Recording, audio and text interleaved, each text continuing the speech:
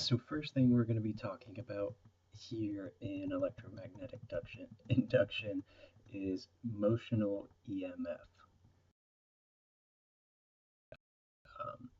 EMF, electromotive force, that's what it stands for. That's what's actually making the electrons move from atom to atom. Typically, EMF is just the source voltage of the circuit that you're looking at.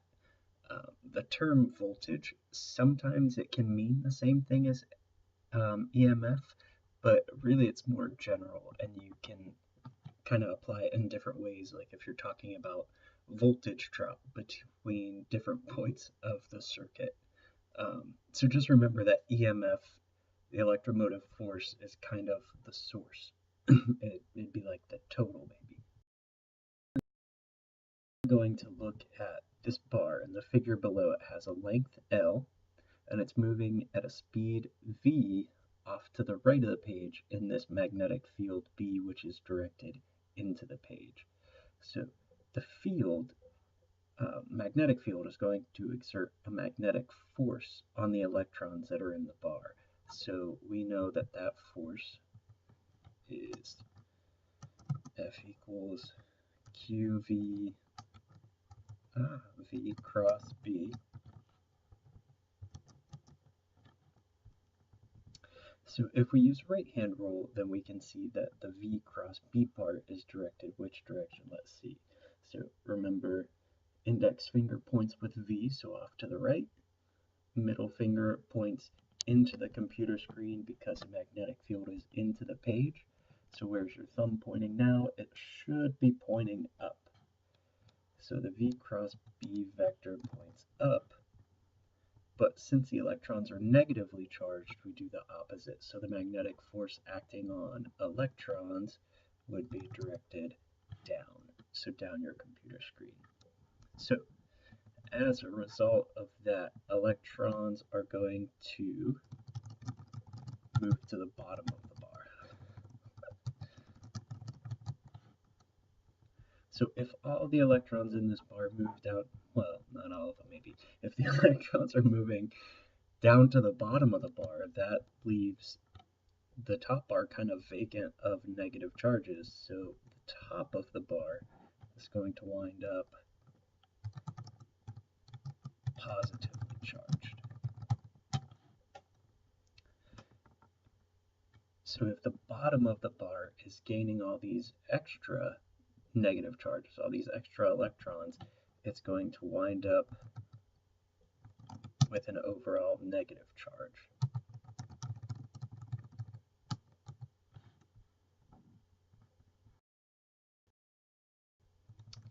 Alright, so we've separated these charges. We have a positively charged end of the bar and a negatively charged end of the bar. But that separation that we created between the positive and negative charges in the rod actually creates an electric field within the bar, and it's in the downward direction. We have all the positives at the top, so your arrows would point out from the positive down to the negative charges in the bottom. If the electric field is directed downward, the force from the electric field, which, if you remember, F equals QE, is going to pull the negative charges upward, but the force from the magnetic field is pulling the negative charges downward. So when we start out, the magnetic field is a lot stronger until we get a whole lot of charges separated, so a lot of negatives in the bottom. Then the magnetic field is a lot stronger than the electric field is. But the more electrons that we get down at the bottom, we're kind of increasing the amount of negative charge that we have.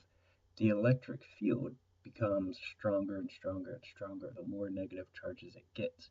When the two things are equal, then the forces are going to balance each other out. So electric force, magnetic force balance each other out, and the electrons stop moving through the bar. So the magnetic field isn't pulling down strong enough to overcome the electric field, which would be pulling them up. So we said that happens when the two forces are equal.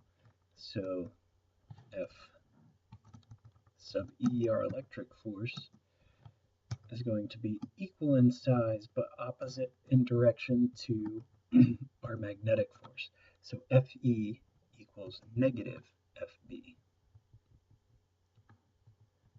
And if we plug in the things that we know that Fe is QE and Fb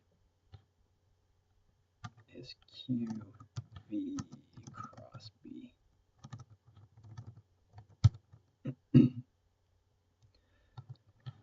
Since the Q on either side is referring to the electrons that we're talking about, then we can cancel those out because we know the charge of one electron on the left side is the same as the charge of an electron on the right side. So what we wind up with is E equals negative V cross B. So if we want to start talking now about the EMF that it produces, well, the electric field in the bar causes a potential difference of, so V is our potential difference, causes that to be E times L, however long the bar is. Let me get that correct. Okay, that looks a little bit better. So E times L to get that potential difference, which, since we know that E is equal to negative V cross B,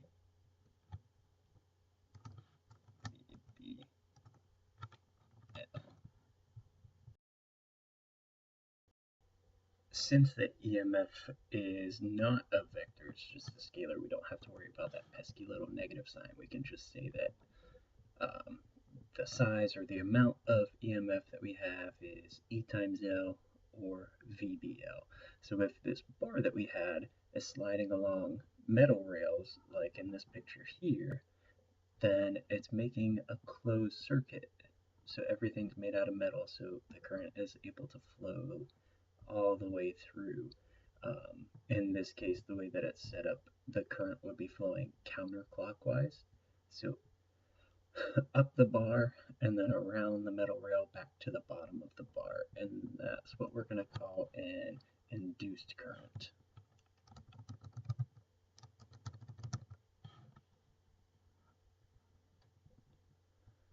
So the moving bar is actually a source of electromotive force, which, remember, we're just calling EMF, since that EMF is generated by the motion of the bar.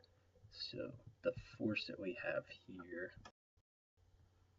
so our electromotive force is this kind of curly E looking symbol. It's an epsilon. Epsilon equals VB, and then our cursive L.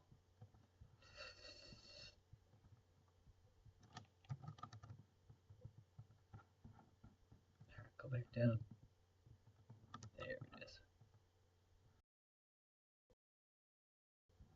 So what can we do to increase the magnitude of the EMF? So this funny curly little E, how can we increase it? First way, we can increase V, we can increase the speed that we're moving the bar through this magnetic field. Two, we could increase the magnetic field. So stronger magnetic field would have a stronger induced current. And last one, increase L, increase the length of the bar. So they're all directly related to EMF.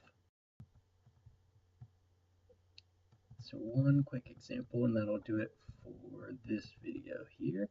We have a bar, the length is 10 centimeters. It slides along metal rails at a speed of 5 meters per second and a magnetic field of 0.1 Tesla. What is the motional EMF induced in the bar and in the rails? So what information do we have here? We know that the length of the bar is 10 centimeters, which in meters would be 0.1. V is equal to 5 meters per second, and our magnetic field is 0.1 Teslas. So if we use that equation that we were just talking about here, go back.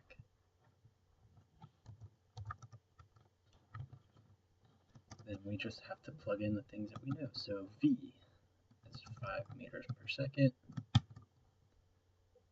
Our B is 0.1 Tesla.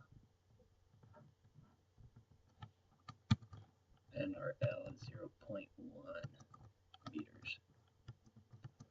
So go through and do that multiplication, you get 0.005 volts.